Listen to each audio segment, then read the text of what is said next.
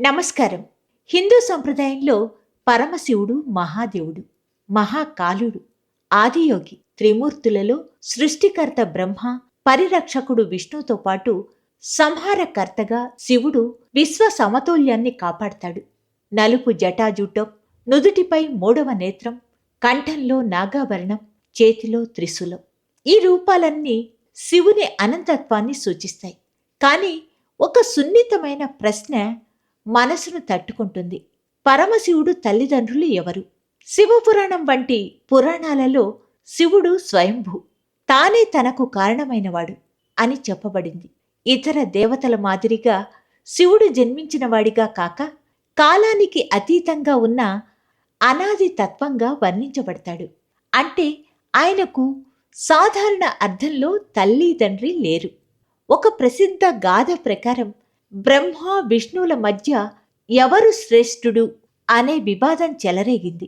అప్పుడు ఆకాశాన్ని చీల్చుకుంటూ అనంత జ్యోతి స్తంభం ప్రత్యక్షమైంది. బ్రహ్మ హంస రూపంలో పైకి ఎగిరి ఆ స్తంభం శిఖరాన్ని వెతికాడు. విష్ణు వరాహ రూపంలో కిందికి దిగి ఆ ఆది మూలాన్ని అన్వేషించాడు. ఎవరికీ ఆ ప్రారంభం అంతం కనపడలేదు. అప్పుడు వారు గ్రహించారు, ఆ అనంత జ్యోతి శివస్వరూపమే అని. ఈ కథ శివుని జన్మరహితత్వాన్ని బలపరుస్తుంది. హిందూ తత్వంలో సృష్టిని నడిపించే 3 గుణాలు ఉన్నాయి: రజస్సు, సత్వం, తమస్సు.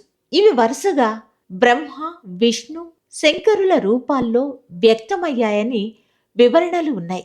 కొందరి సంప్రదాయాలు ఈ గుణాల మూల శక్తిగా ఆదిశక్తి లేదా ప్రకృతిని సూచిస్తాయి.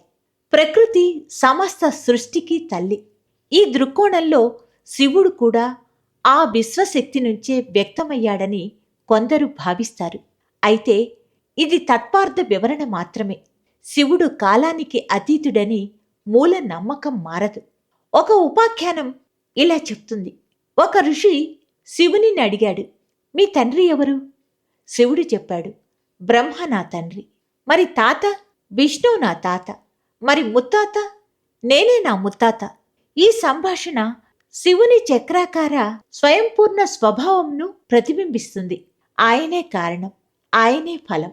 అద్వైత వేదాంతం ప్రకారం శివుడు నిర్గుణ, నిరాకార పరబ్రహ్మం. జననం, మరణం అనే కాల పరిమితులను దాటి ఉన్న చైతన్య స్వరూపం. కాబట్టి తల్లి తండ్రులు ఎవరు అనే ప్రశ్న తాత్వికంగా, ప్రతీకాత్మంగా మాత్రమే. శివార్చనలో భక్తులు బిల్వదళాలను, పాలు, జలం సమర్పిస్తూ ఓం నమః శివాయ మంత్రాన్ని జపిస్తారు. ఆయన 3వ నేత్రం జ్ఞానాన్ని, త్రిశూలం సృష్టి స్థితి లయ త్రివిధ శక్తులను, కంఠంలోని వాసుకి సర్పం జీవన మరణ చక్రంపై నియంత్రణను సూచిస్తాయి. చివరిగా పురాణ కథలు బ్రహ్మ దుర్గలను శివుని తల్లిదండ్రులుగా సూచించిన ప్రధాన విశ్వాసం మాత్రం స్పష్టంగా చెప్తుంది: శివుడు అనాది, స్వయంభూ, కాలాతీతుడు. భక్తునికి ముఖ్యమైంది ఆయన జన్మ వృత్తాంతం కాదు, ఆయన విశ్వరూపం, ధర్మరక్షక పాత్ర, అంతర్ముఖ చైతన్యం. పరమశివుడు పుట్టినవాడు కాదు, ఆయన ఎప్పుడూ ఉన్నవాడు. అదే శివతత్వం, అదే మహాదేవుని మహిమ. ఓం నమః శివాయ.